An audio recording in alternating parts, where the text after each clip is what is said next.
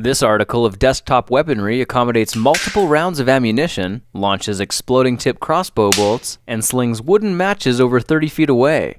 In this project, we're turning some ordinary household items into a surprisingly versatile micro crossbow.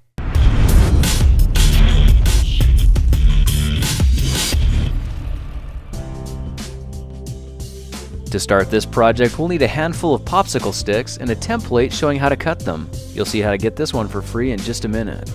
Once the popsicle sticks are all marked, we can use something like a pair of gardening shears to cut the pieces to size without ever having to make a single measurement. You can get your free template by clicking the icon or by following the link in the description.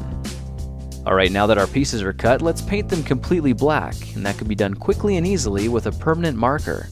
The ink will probably take just a minute to dry, so now would be a good time to round up some metal hair clips.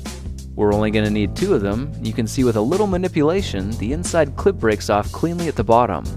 Now the first step of assembly is securing the clips to the wooden supports with a bit of hot glue, so that when it cools, the limbs are arching away from each other in a bow shape.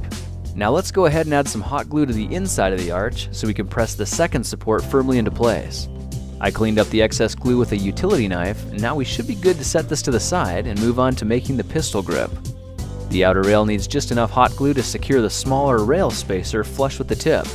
You might notice I dropped the top down a touch to form a little groove about half a matchstick deep. Now it's important this flight channel stays clean, so we need to check for any excess glue and ensure it all gets removed. At this point we can attach the handle support right behind the spacer, then glue the last rail in place. You can see I left a matchstick in the flight channel, and that's to ensure I get the spacing right.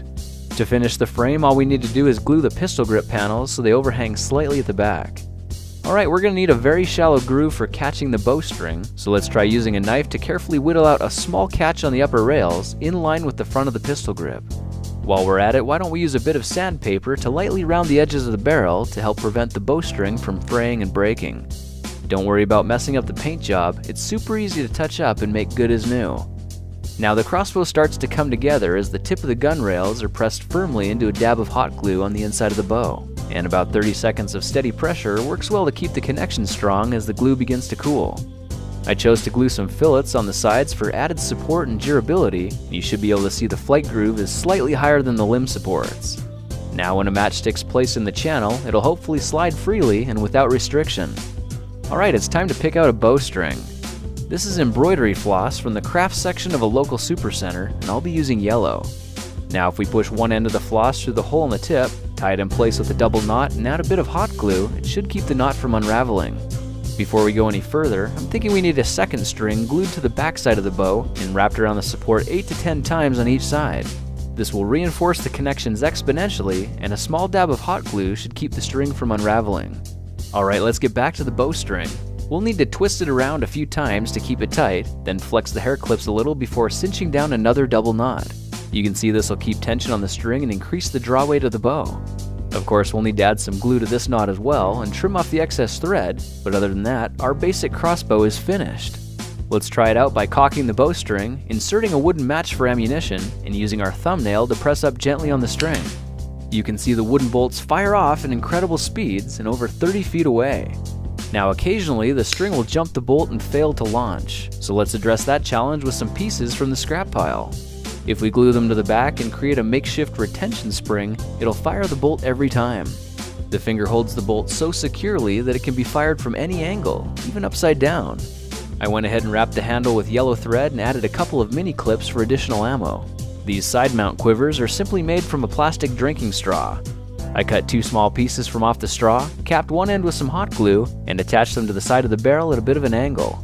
Now when the bolts are inserted, there's plenty of tension to hold them in place even if the crossbow is completely inverted. With this simple modification, we've tripled our easy access ammo, which should give a nice edge to our gameplay. Now let's take it to the next level with some contact explosive bolt heads. I made these ones by securing individual snappers to the tips of the sticks with a bit of electrical tape.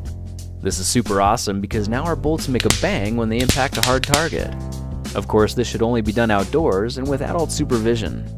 Well, now you know how to turn some simple household items into a powerful and amazingly versatile micro crossbow. By the way, if you can't find any embroidery floss, try twisting about 4 strands of dental floss instead. It works great and it's slippery enough to cock and fire a bolt that's already set in place. Well, that's it for now. If you like this project, perhaps you'll like some of my others. Check them out at thekingofrandom.com. Before you go, I wanted to give a quick shout out to my friends at sonicdad.com. They originally inspired this project and gave me special permission to give you a free copy of the original micro crossbow project. That's where you'll find detailed instructions and a copy of the crossbow template that I used in this video. Just click the annotation or check the description for how to get it, and please be sure to visit and subscribe to the Sonic Dad channel as well. They've got tons of other household projects for you to try.